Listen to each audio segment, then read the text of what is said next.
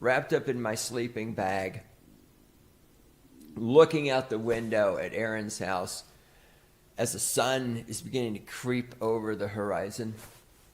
And the trees are silhouetted black against the emerging blue sky with the fading stars up in the sky. And I think to myself how much I hate Aaron because he's got it fucking made with this fantastic house of his, this nice little piece of property tucked away out in the backwoods of South Dakota. God, I fucking hate him. I hope he dies. I hope he dies of syphilis. You piece of shit. So I'm pretty sure we had a revisit from in Cappy Lexicon. There was a super chat guy a couple of years ago. He says, I banged my neighbor's wife and now she keeps coming over. I really like where I live, but I think I gotta move. And everyone's in the chat like, what the hell you doing, man? What are you doing? And I mean, it's one thing if you go bang your neighbor's wife, but hopefully you keep it under wraps. And she kept coming over. And I want to say his name was Stu. Disco Stu. But I can't remember. Not 100% sure on it. Well, then a couple days ago, there's a guy, Stu. He's in the chat. And he says, yeah, I was dating two girls at the same time. Things are going well. And they both assumed that I was a drug dealer. It's very interesting. I wish if he could email me the details. And he said in the chat, he said that they thought he was a drug dealer because he had a clean car and he had money. And once they found out that Disco Stu was in fact just a mechanic and he had a side hustle, they both disappeared. And I know you guys always like, oh, the girls like T-Rash. They like criminals and all that. And yes, that is true. But they really do like the drug dealers because the drug dealers got a currency. It's called drugs. The drug dealers are fun. They bring the fun. You know, for the most part, most Americans, not just girls, but we live lives that are sad and depressing and miserable, and we need drugs to make us feel better. So girls, oh, me lovesy, me drugsies. I totally girl boss and I'm totally happy. Don't need a man, I'm fine, I'm happy. Give me the drugs. And they look at the drug dealer and they're like, oh, you have the material thing that makes the pain go away? Like, I need it, man. Well, what would you do for it? And as we all know, there's some universal currencies. Precious metals, gold and silver. Salt, actually, is a commodity. Booze is a commodity. But in the underground economy, drugs is a commodity. It's a currency. You can use it to spend. And you know what else is a commodity? Sexual favors from Jack or TJ or Vince. No, those have no value. Nobody wants that shit. From hot, attractive women, yes. You think women are going to go through the unnecessary chore of getting money to pay for the drugs? No, I wonder if there's just a quick barter transaction, and maybe that's why drug dealers get laid all the time and have women around them. I know, crazy theory, right? Well, that's the drug dealing. I can understand the economic exchange of drug dealing. I'll still never understand why women, I mean, I got my theories why women like criminals. I mean, they're badass. They are capable of violence. Turns women on. Here we go. A friend of mine sent this. I was going to do some asshole consulting videos. I'll get to that, guys. This popped up. I'm like, you got to be kidding me. Woman killed during conjugal visit with infamous California murderer, officials say. Hey, maybe you shouldn't keep pet vipers. Just me. Maybe you shouldn't have a pet lion. Just me.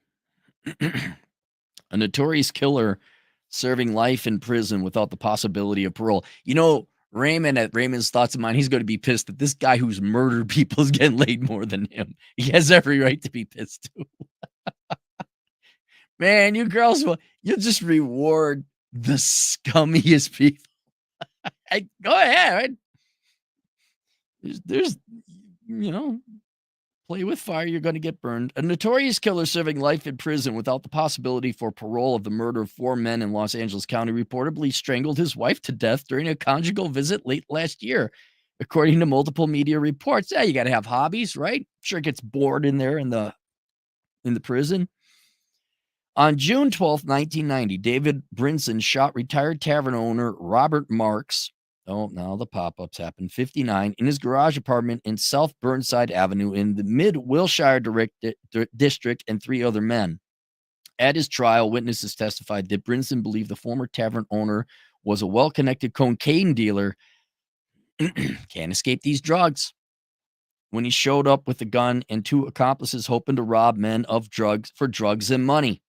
The Times reported at the end of the 1994 trial. After tossing the apartment and finding only a scant amount of marijuana, witnesses testified that Brinson shot Marks, Gene McCullers, 28, Celindo Ligtas, 33, and William Terry, 27, execution style as the men laid face down on the floor in the bedroom. They had all reported gathered at Mark's apartment to watch the basketball game. Now 54 years old. Yeah, now I won't lie, he looks like a good shape, good looking dude. The now 54-year-old Brinson had been serving his 4 consecutive life sentences, most recently at Mule Creek State Prison in Uni, in Northern California's Amador County, where he is said to have killed his wife during a conjugal visit. Wait, I got a question. Yes, you, sir, in the back. He's convicted in 1990. We are 35 years later. Was he married to this gal in 1990? Has she been going and visiting him for conjugal visits for 35 years? Which ridiculous story is it?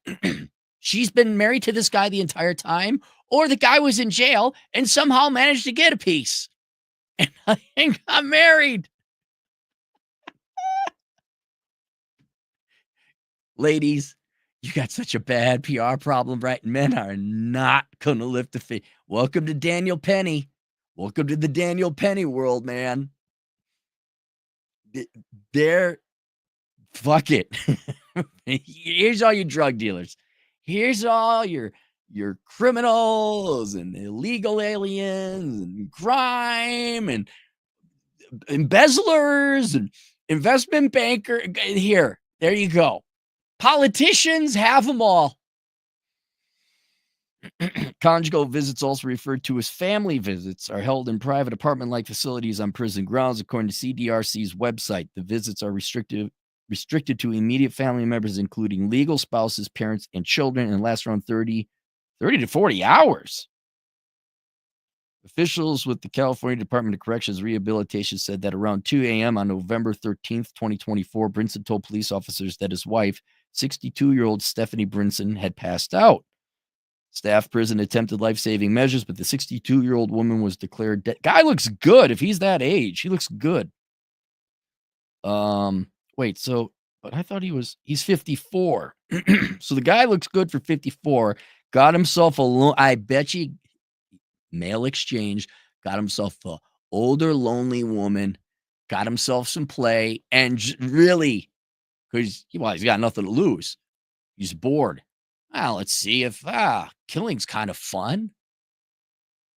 Wonder if she was turned on by. I have every right to ask that question. Your priorities are all fucked up, ladies.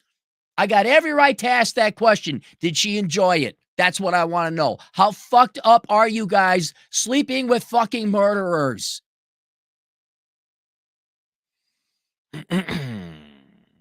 Life-saving measures. She's declared dead at 3 a.m. According to the report from The Independent. And now is the journalist going to do the research? Like, when did they get married?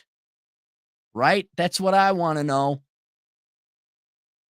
According to report from The Independent, the county's coroner confirmed some 4 months after her death that Stephanie Brinson was strangled to death.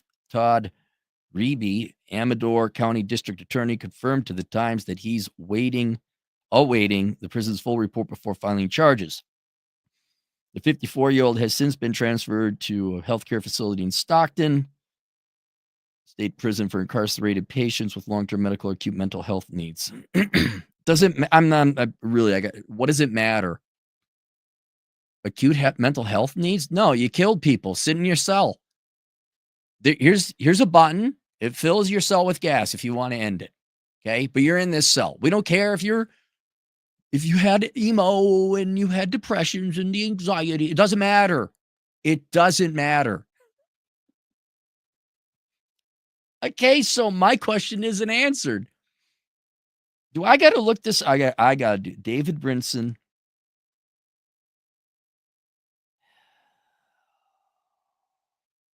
Where's her name? 62-year-old Stephanie Brinson. Stephanie, and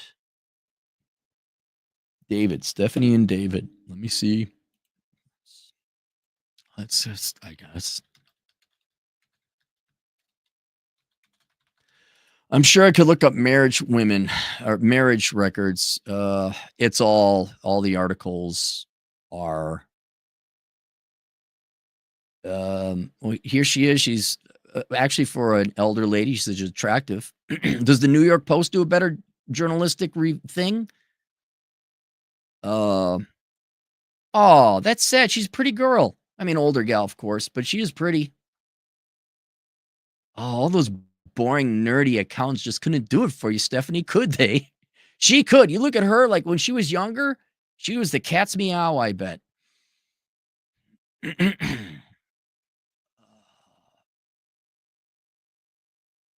for cops. My mom was just left alone, called for help. When did they marry? Like, when? I know you journalists are low IQ. I know you're very talentless. I know you're dumb, but wouldn't you kind of wait? How did that work? Push your spouse to be a better person despite his checkered past. They would read the Bible together. Oh, it's just a fucking show, man.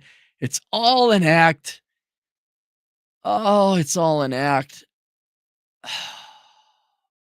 When were they married? Wait, here, is this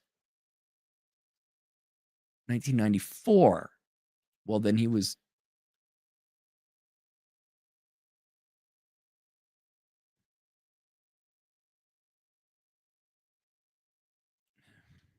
When were they married? Do I got to go to Grok? I think I got to go to Grok again.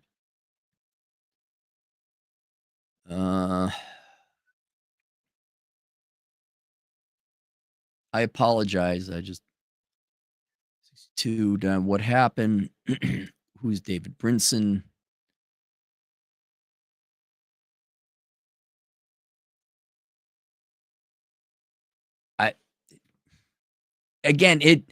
I guess I'm just curious for my sake. I'm just kind of curious. Where do we go? Here we are. Like, explain it to me, okay? Okay, there's three possible options. Only one makes the slightest bit of sense. They were married before. So let me 19, he's 54 now. Where'd my calculator go? 20, 25 minus 1994. 31. Okay, so 54 minus 31. He was 23 at the time. Okay, so they're both adults. Possibility number one. They were married before he committed the murders, got convicted. Okay, that's possibility number one. And she's just stuck with him this entire time. I'm going to doubt 90s gangsta lifestyle, LA. There's a lot of marriage going on. So we're going to press D for doubt on that one. Explanation number two. Was that the only two options? Did I already guess the two options? He was in prison. They were either married before and she stuck with him. No, I already got the two options. She was married to him before and stuck with him this entire time, or he was in prison, then she married him while he was in prison. The only one that makes sense is the first one. And even then, you're like, lady, he's a murderer. Give up on him. Like if he was defending the household or like someone, he was getting retributive justice, there was some honor in it. No, he's just looking for drugs. This is a bad guy. But drugs, right? Makes you feel good. Ooh, VT.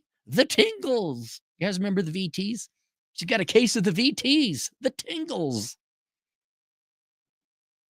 Or you married him while he was in jail.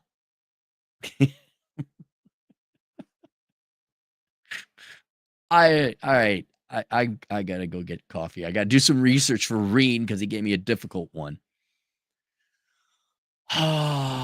Link below is a link to my book called The Book of Numbers and Analyzing the ROI in the Pursuit of Women. It's already bad enough. And yes, if you want to get the women, go become a drug dealer. Yes. Or lie about it. You shouldn't really become a drug dealer. Remember, we're talking about felon game, right? You want to be T-Rash, but how can you be T-Rash without really being T-Rash?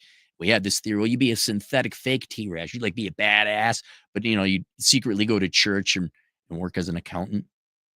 Right. So the Book of Numbers analyzing the ROI in the pursuit of women. So you guys get some sanity. And the other thing, women really love themselves criminals and drug dealers. They do. They really do. But you know who they don't love and they're not going to sleep with? Accountants, right? And boy, shucks howdy, would you like to become an accountant? Well, link below is a link to a course called The World's Greatest Accounting Career, because if you don't want to get laid, but you'd like to be handsomely compensated and work remotely and self-employed, go become an accountant. Lots of options in the accounting field that do not require a college degree or sucking corporate dick for 43 fucking years. The world's greatest accounting career. Don't get laid. Become an accountant today. Oh, I gotta write this down.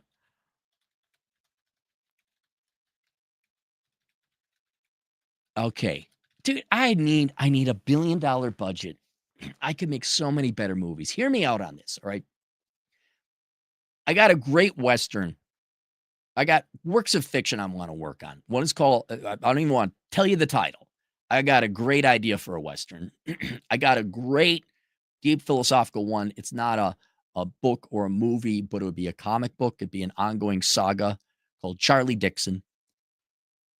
But imagine this. And I don't know if it'd be a comedy or something, but imagine a mild-mannered accountant, like, reads an article like this, fucking loses his shit, and says, fuck it, I'm going to become T-Rash, right? And he goes through the process. I don't know if it'd be a comedy, like Will Ferrell, I think, did one where he was a certified financial planner. He ended up getting, who was the actor? Was it Chris Rock? Somebody out of jail, but he had to go into the black community and the drug culture in the ghetto and all that. I don't know if it'd be a comedic one like that, but where the guy loses it and he almost like Walter White goes into drug dealing, but to get girls. And so he's like, fuck. And he just hits the gym and he runs into an actual T-Rash. He's like, train me. What the fuck do I got to do? And then he kind of maybe loses a little bit of himself, but he's getting all the girls. And then maybe T-Rash is like, yeah, that's the drawback, man. It's not all drugs. There's definitely a movie or a book there. And I don't know if it would be serious or funny or kind of serious, but there's elements of humor in there. And what a statement, what a critique that would make. Like literally the guy could the beginning could be a montage of articles like this: girl sleeps with so-and-so, people fawning over Luigi, right? And here's this mild-mannered accountant and gets stood up on a date. He's not an ugly guy, right? He just gets stood up on a date, goes to a party, and he's talking to a girl. This guy, he thinks he's going to get someone. This guy comes in. He's like, oh my God, I'll be back. And he's like, well, what the heck? And then I don't know, somehow he sees her doing a line of coke and she's just like, oh, Jimmy, you're so funny. Jimmy, the drug dealer. And then he breaks. He's like, fuck it. There was another movie in Japan where he's just a devout corporate man, but then unbeknownst to his wife and on the sly, he learns ballroom dancing. Something like that. And then he's got to keep the two worlds apart. At any point, Hollywood, you could give me the money. At any point, New York publishers, although I'll just go publish it myself. I don't, we're talking like you'd give me $5 million up front to write this book. I'm like, yeah, I get 50%. I could do it. I could do it. We could have really good movies that would sell more than Snow White does. Can I get a $400 million budget to make this movie, Disney? Oh, I'm a white man. I'm not Chit Brown in the Seven Portlanders. Oh, okay, never mind. Keep making those movies, Disney. You need to double down, yo. It would be a great, what if we had Chad Elkins be the actor, right? He's actually an accountant. What if we turned Chad into Bad Chad? T-Ration, Bad Chad. Chad has to bust his ass off, work out, get shredded six-pack abs, get some tattoos, big old fucking gold chains. We train Chad to fight, right? We have like a fight scene and he actually, like legit has moves and stance. Also, Chad becomes this great method actor and he abandons accounting forever, wins a bunch of Oscars and Academy Awards. All right, ain't going to happen. The Book of Numbers, analyzing the ROI and the pursuit of women, link below. And then, jokes aside, if you want to become an accountant, drug dealer on the side, perfect combination. If you don't want to worry about money, become an accountant. The best way to become an accountant is make sure that you do it intelligently and correctly and cheaply as possible. Many options to navigate the accounting career profession world. That's why I take the world's greatest accounting career. It's linked below. You can find it on Teachable. Any super chats? We got one super chat. Ass Bucket, $2. Women love a guy with a 13-inch personality. Tom Lakis. I think they just like the drug dealing thing. I totally get because they have a money printer. Attractive women are a money printer. They can just buy whatever they want with services. And really, you think about it as an act involving your mouth is what, 5-10 minute act. That's a very divisible unit of currency. You could buy, it's got to be equivalent to $100 bill, depending on the market. You could buy shit with that, right? And then girls love drugs. Okay, sure. Why not? I totally see the drug dealer. Oh, you want to bet? I guarantee you, if we talk to actual drug dealers, if there happens to be any drug dealers in here, please let me know. Use an alias. I'm not going to say anything. I guarantee you, we had drug dealer reach out to me. I guarantee you could tell me the price, like, okay, here it is what's cash. Here it is what it's in terms of sexual favors from women, depending on the looks. I guarantee you they got an exchange rate. All right. We'll see you guys later. Toodles.